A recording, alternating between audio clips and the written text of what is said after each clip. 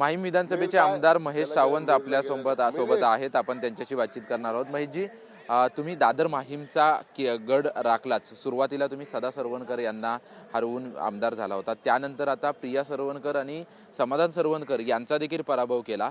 काल समाधान सरवणकर यांनी याच्यावरती प्रतिक्रिया दिली. ते म्हणतात की मला हरवण्यासाठी, सरवणकर कुटुंबाला हरवण्यासाठी 2 पक्षप्रमुख, त्यांची मुलं आणि 5 ते 6 आमदार विधानसभेमध्ये उतरले होते. हाच आमचा विजय आहे, अशी प्रकारची प्रतिक्रिया त्यांनी दिलेली आहे. अरे ते म्हणतात ना, मी मागे पण बोललो, बालिश भाऊ बडबडला असतं, ते महाभारतातली म्हण आहे ना, तसाच झाला आहे. 2017ला मी अपक्ष होतो, ही सगळी टीम तुमच्याचकडे होती ना. उद्धव साहेबांच्या पाया पडलात तुम्ही आणि सामन्याच्या इथे माझ्या दारात मिटिंग लावली. त्यावेळी काय तुम्हाला काय दिसलं नव्हतं का? एकटा माणूस होता ना. आता तुमच्याबरोबर भाजप आहे, तुमच्याबरोबर शिंदे गट आहे, तुमच्याबरोबर तुमचे पदाधिकारी आहेत, वर पैसा आहे तुमच्याकडे. किती साड्या वाटल्यात, साड्यामध्ये किती पैसा आहे ते सांगत नाहीत, फक्त हरवलं. पण ते एवढं त्यांनी सांगावं ना, बाबा मी किती कोटी खर्च केले ते त्यांनी सांगावं ना. प्रत्येक सोसायटीला 2-2, 5-5 लाख, पिकनिकला 3-3 लाख दिले त्यांनी.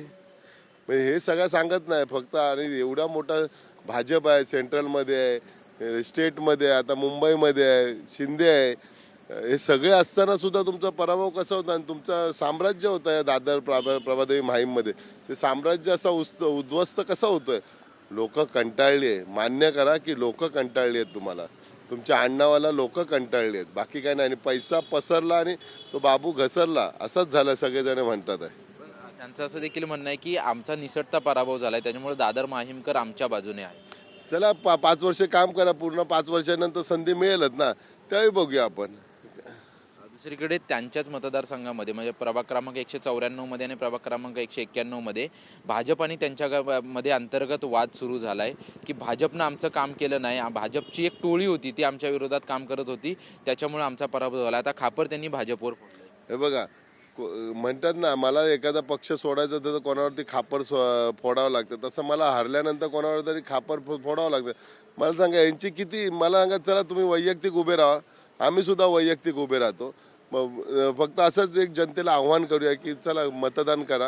यांच्या नावाने, वैयक्तिक नावाने किती मतदान होतं आणि आमच्या नावाने किती होतं याचा तपशील त्यांनी एकदा तरी घ्यावा, म्हणजे समजेल त्यांना की तुम्ही कुठपर्यंत पोहोचलेला आहे.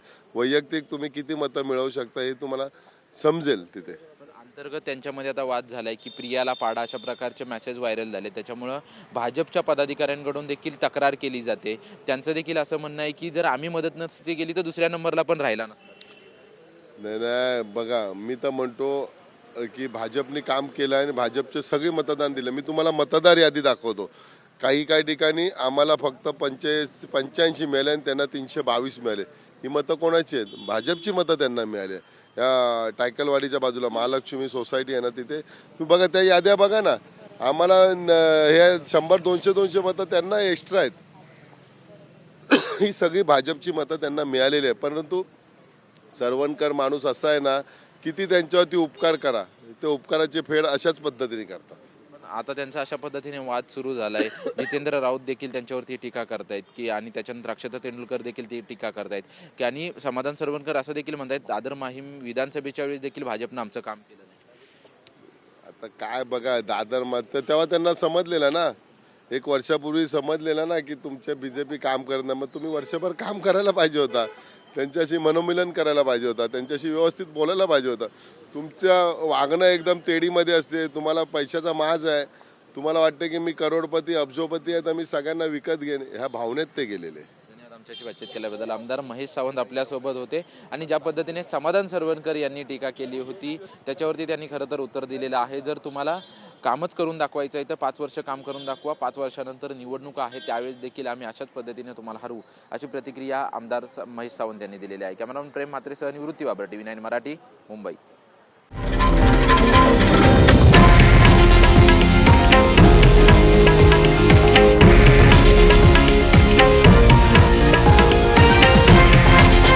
हे आहे देशातील नंबर 1 न्यूज नेटवर्क आणि आपण पाहत आहात TV9 मराठी, एकमेव.